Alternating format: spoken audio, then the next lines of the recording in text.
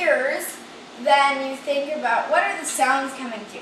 So for instance, when I walk upstairs in the kitchen, then the sounds that I hear are the National Public Radio Pledge Drive blaring from the radio, and also I hear sometimes the rustling of leaves from outside.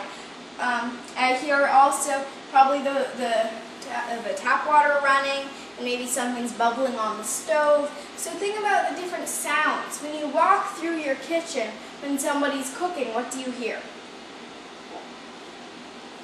I hear things come out. You hear things come out? Okay, so you might hear less water.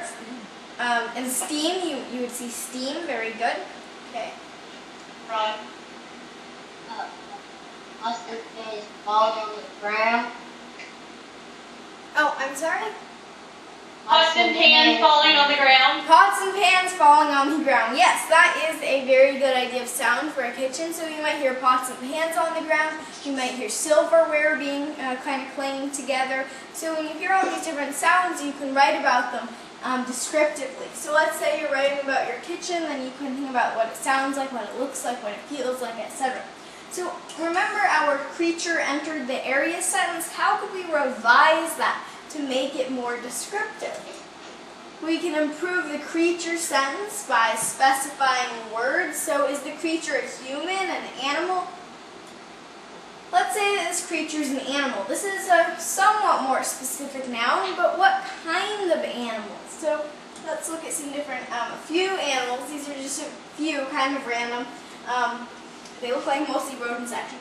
Prairie dogs, gophers, rabbits, guinea pigs, giraffes, zebras. So what kind of animal, would you like to raise your hand and tell me what kind of animal out of these should our... Okay.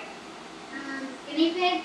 Guinea pig, okay, great. Actually, the reason I put that there was kind of because I have a guinea pig, so I was slightly inspired. Okay, so let's say our creature is a guinea pig. So this still doesn't answer the question of what he or she looks like. So we can add adjectives like sparkling or vermilion and adverbs like slowly. So does anybody know what an adjective and an adverb is? An adjective, something. An adjective, something describes a verb. Noun. A noun. Yeah, noun. So an adjective describes a noun, and an adverb describes a verb. So the way I remember that is adverb. Adverb has verb in it, so it's describing a verb.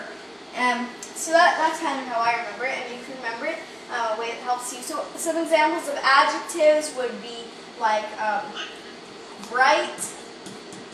So for instance, the bright sun shining down at me would be describing a noun, the sun. Now a noun is a person, place, or thing, right? So anything that describes a person, place, or thing is an adjective. So would anybody else like to suggest another adjective? Basketball player. Describe it.